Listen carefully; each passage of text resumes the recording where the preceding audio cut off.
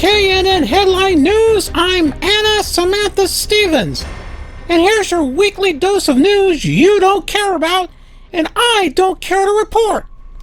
Well, folks, Walmart has really outdone itself this time. Forget Black Friday stampedes. They've gone full-on horror show with a teenage employee found baked to death in a walk-in oven. According to Emergency Audio, this Halifax, Canada location took employee burnout to an Olympic level. First responders received a call about a technical rescue.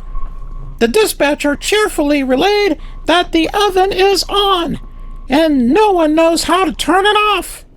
What's next? Ask the janitor to Google it? Maybe. Apparently, one responder wasn't even sure if the staff wanted to turn the power off. Excuse me? Wanted to? What the hell's the debate here? The details are still fuzzy, but the oven fiasco resulted in the sudden death of this poor 19-year-old employee. Police and occupational health officials are now investigating the complex situation because figuring out how someone ends up locked inside a giant oven at work really takes a think tank. And, of course, Walmart, known for never skimping on employee care, released the standard deepest thoughts and prayers statement. As if that's gonna do jack shit. Well, folks, brace yourselves because Logan Paul, KSI, and Mr. Beast are under fire. Again. This time, it's not for crypto schemes, fake boxing matches, or publicity stunts. Nope. They've graced us with moldy, pre-packaged meals. The FDA is now involved, which tells you just how classy things have gotten. Apparently, over 10 poor souls have reported issues with Lunchly, the trio's half-baked attempt at a healthier, lunchable alternative. One customer even claims to have gotten sick from it because who doesn't love a side of gastrointestinal distress with their pizza kit? The FDA, doing what it does best, very slowly, is reviewing complaints and deciding if it needs to issue a public health warning. Meanwhile, Lunchly insists everything went through stringent inspections before leaving the factory. Yeah, I'm sure they passed with flying colors. Right before shipping out premium mold-covered snacks to unsuspecting kids, the mold scandal first went viral thanks to baking YouTuber and Mr. Beast antagonist Rosanna Pansino, who discovered the fungal surprise while filming a review. This kit wasn't even near its expiration date, so whatever the hell is going on at the Lunchly factory, it's some next-level incompetence. Of course, when fans called her out for faking the mold incident, she responded by uploading unedited footage and basically said, "Try me." Spoiler, even a Twitch streamer who tried to prove her wrong ended up finding mold. Whoops. Meanwhile, the geniuses behind Lunchly couldn't care less if they tried. Logan Paul and KSI giggled through the whole mess on their podcast like a couple of stone hyenas, brushing it off as nothing more than clickbait.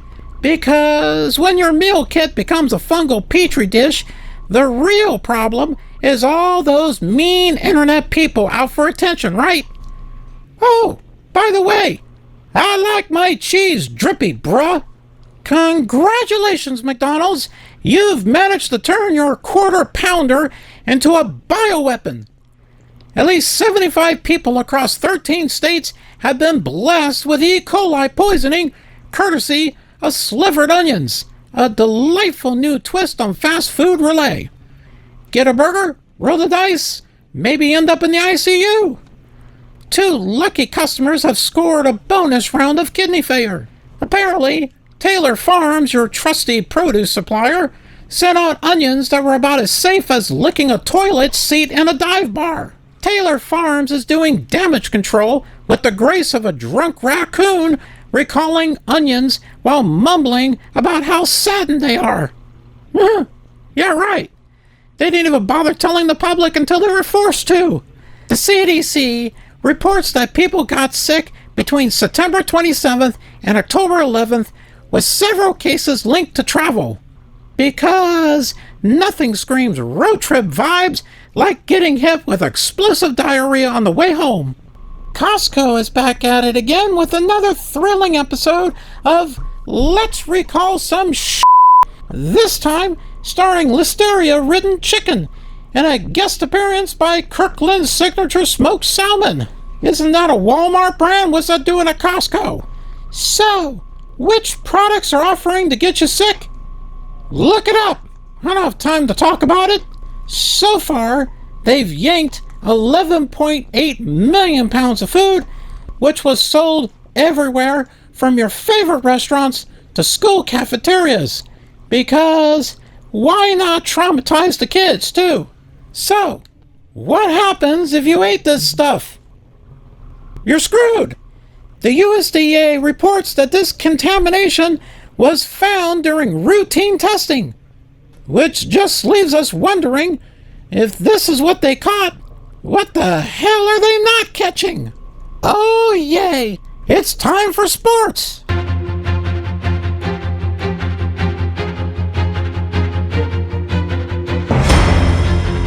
Bob is back to do sports after being out sick last week. I hope he has more to say this time. Bob. Oh, great. Here we go again. Oh, hey. I can translate what he's saying. He's saying Bob. Bob. Oh, no. It's okay. She didn't mean that. Mean what? Oh, nothing. Bob. He says he's got the highlights of the NFL football game this week. It was the Oakland Raiders versus the Seattle Seahawks. Stepping up, gets the pass off. He hits his receiver. The 30, the 20, the 10. Touchdown, Oakland. I'll tell you, this is nice work by both the quarterback and the receiver in this play. Watch it here.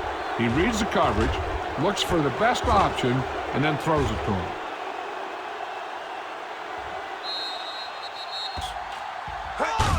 Looking for the goal line. Touchdown, Seahawks. Now, this is exactly how to get the ball in the end zone. Just get in behind the center and guard and keep pushing and pushing until they're putting up 6 points on the board. The Raiders with a four-man front. The rush is on. Throws one up in the end zone, and we're all tied up. Bob. He says the final score was 16-14 Raiders. It was the last game of the preseason, too. Whatever that means. Bob.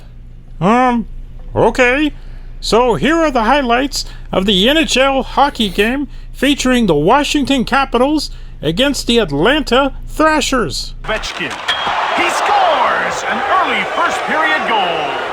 Possession. Pettinger departs the box, turning the 5-on-3 power. He scores! That's a power play goal. Here, face-off won by Hossa. Taken by Atlanta. Fired it from the slot. He scored! He got his shot as the Capitals head coach in 2003. Well, Jimmy won AHL Coach of the Year honors in that first season with the Fort. They score to take a 2-goal lead midway through the second. Should be fine. The Capitals have won another draw. Metropolitan.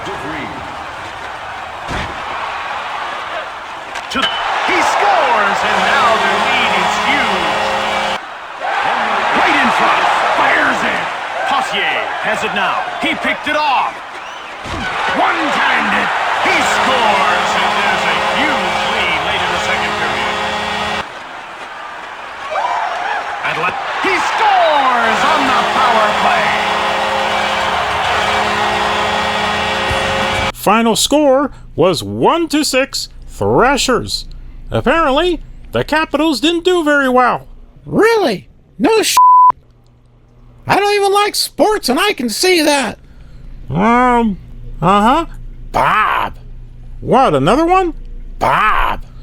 Oh, okay. I guess we had NBA basketball, too. It was the Washington Wizards versus the New Orleans Hornets. It's New Orleans. He is so good offensively. You've got to deny him the ball on the perimeter and force him to put the ball on the floor. And he is deadly from downtown for his career. Shoots foul a jump shooter, especially at the three-point line.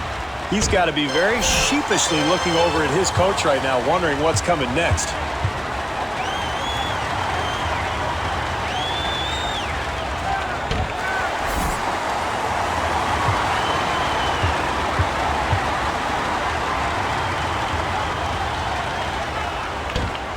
Misses all three. Mark, you've got to wonder if the schedule isn't catching up to this club. You look at them, they have no legs, no energy. They're just getting abused. To Butler. Butler, he's been off. Handled by Stojakovic. Boy, what a terrible offensive performance tonight, Marv. They have just been unable to get anything to go. And Caron Butler comes up short. Haywood with the shot.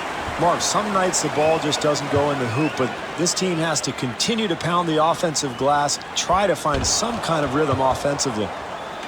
The final score was 18-80, with the Hornets really beating up the Wizards. I guess they didn't have the magic that night. Bob, you want to waste my time with anything else? Oh yeah, here are the rest of the scores from the three leagues, so that everyone can keep track of their favorite team. Bob! Man, they say sports ain't worth it, like it's just a game, just a pastime. Now this is life, this is movement, this is the greatest thing since. You know what? Let me break it down. I hear them talking, say sports ain't the way, just a bunch of bodies running, wasting their day. But nah, this is blood, sweat, and deep ambition. It's teamwork, dreams, with a champion's mission. From ballers in the park to pros on the stage, it's dedication that don't fade with age. It's more than points, it's heart, fighting through strife. Sports teaching you how to play the game of life.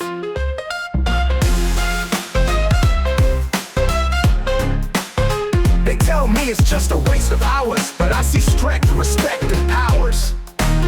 For every shot you miss, you shoot two more. This ain't just games, it's what we live for.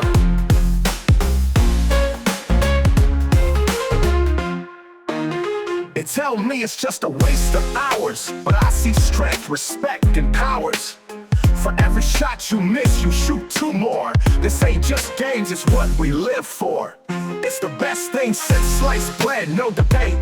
A perfect pass, that's greatness on a plate. Practice every day, never going to bed, 'cause sports make life taste better, just like that bread.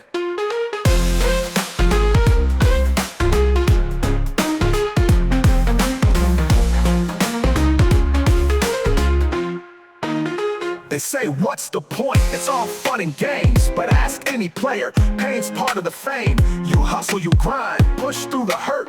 For moments on fields, diamonds at turf. It's brotherhood, sisterhood, living that fight. It's late nights, hard work feels so right. This ain't just a score, it's more than a stat. It's having each other's backs, that's a fact. I play, they ask, what's it for? Build character to the core. It's sweat and struggle, but it pays fair. The spirit you need, like clean air everywhere. Okay, that's it. Bob! Ew.